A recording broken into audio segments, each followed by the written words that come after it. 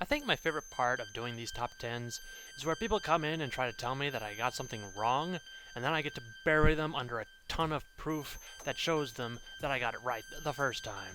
Kinda like in the first comic, where Pohata buries Kopaka under so much rubble. Actually, that gives me an idea. I'm Takuma Nuva, and I'm back with another top 10 for you. Today we are going to be looking at the top 10 Bionicle comics. Now, as a forewarning, this will only be the comics that were released with the magazines. We are not including graphic novels or promotional comics that came with Happy Meals or with the toy sets themselves.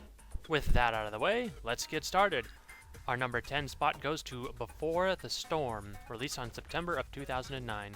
This comic is significant because for the past 8 years, Matanui has just been this idea, this being that's constantly present, but we never actually get to learn much of. In this comic, we finally get to see Matanui as a character, and we get to see his unique take on the world and his surroundings. It may not be much, but it's significant enough that we feel it deserves a spot on this list. Moving on to number 9, we have Rebirth, released in March of 2010. This was the final issue of the Bionicle series of comics, and although the ending was rushed and we got the stars that were just kind of shoehorned in, it was essentially the last bit of story that we would really get that kind of brought things mostly to a close, even if we didn't like it. All the same, this is what the past 10 years had been building up to, and that is no small milestone. Filling our number 8 spot, we have The Coming of the Toa, released in June of 2001. This was the comic that started it all, that got us all hooked on the world of Bionicle. It did a great job of introducing us to the story and the various elements of that and the universe in a very organic way that didn't feel forced or like a big info dump. It was also one of the few comics that we actually saw through the eyes of one of the characters instead of being told by some faceless narrator. It really did a bang-up job of launching us into the Bionicle universe.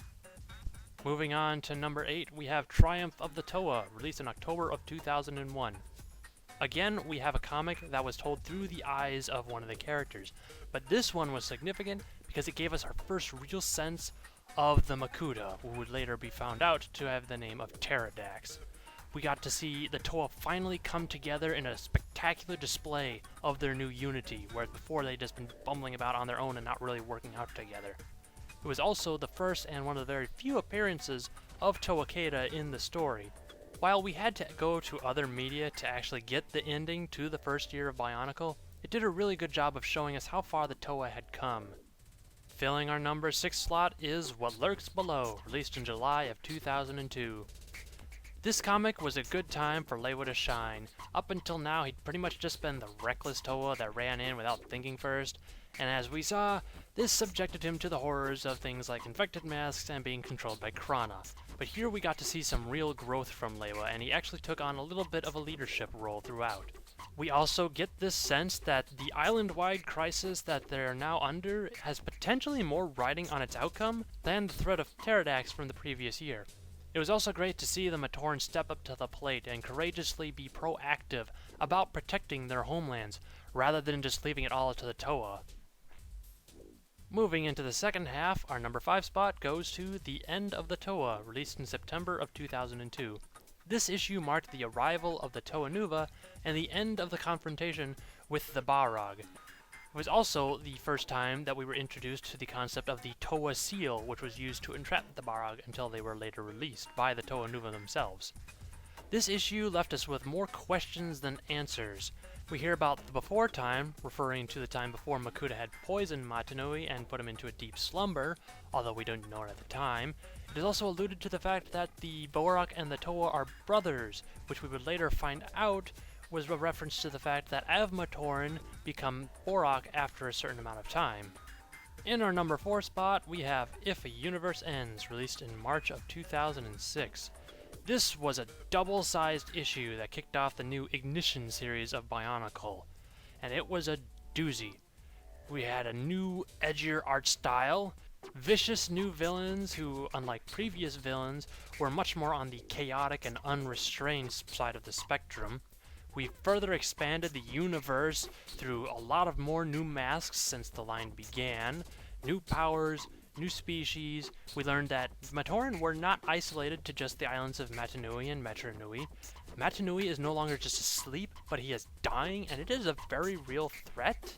We also have some smaller things, such as the first and I think only mention in the comics of there actually being another elemental alignment outside of the main 6.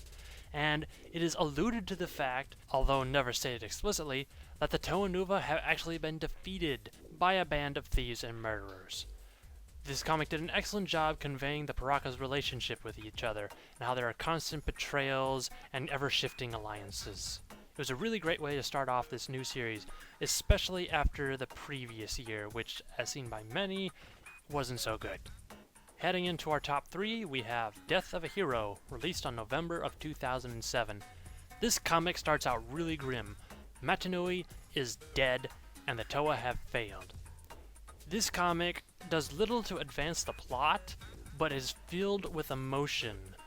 Jala and the Toa Mari have resigned themselves to their death in hopes of buying a few seconds for Motaro to maybe figure out some way to fix their predicament. It is Motaro that eventually ends up giving his life, and in his final moments he does remember his friends and teleports them back to the city of Metranui, where Jala nearly goes supernova and kills everyone there. This comic left us rife with mixed emotions. We were triumphant over the Baraki and reviving Matanui, yet we had the loss of one of the Toa Mari, and there was the looming dread.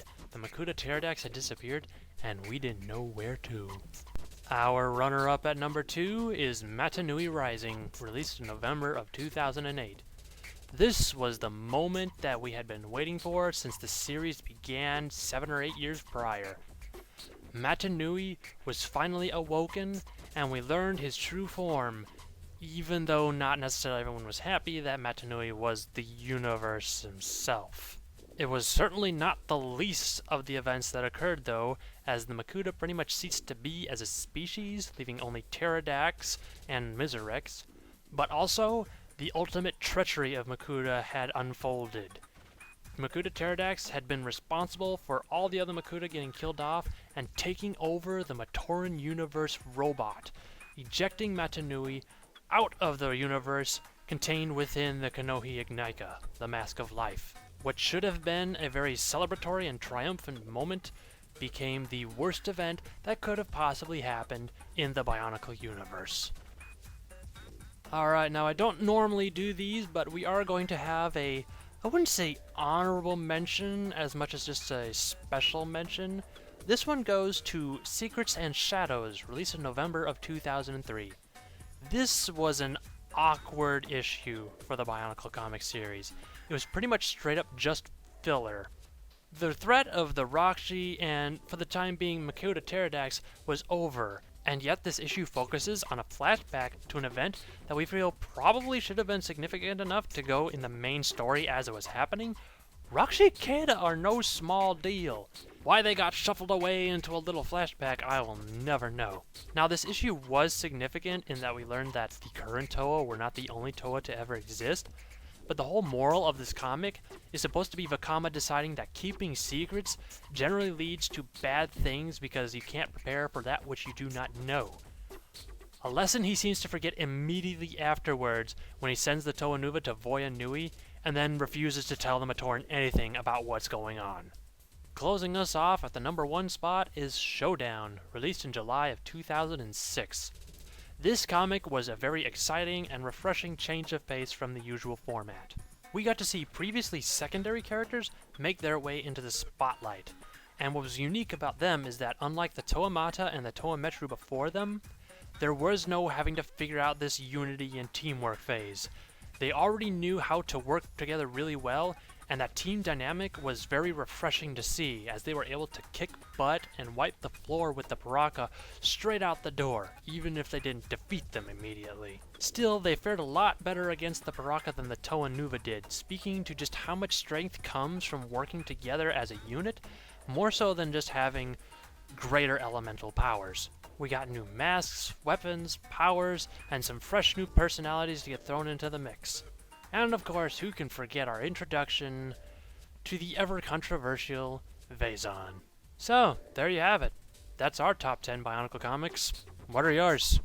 Leave them in the comments below, and be sure to continue the discussion on the TTV message boards at board.ttvpodcast.com. Also, don't forget to check us out on Vessel to see our content a week early, as well as exclusive content that you won't see anywhere else. My name is Takuma Nuva, and thank you very much for watching.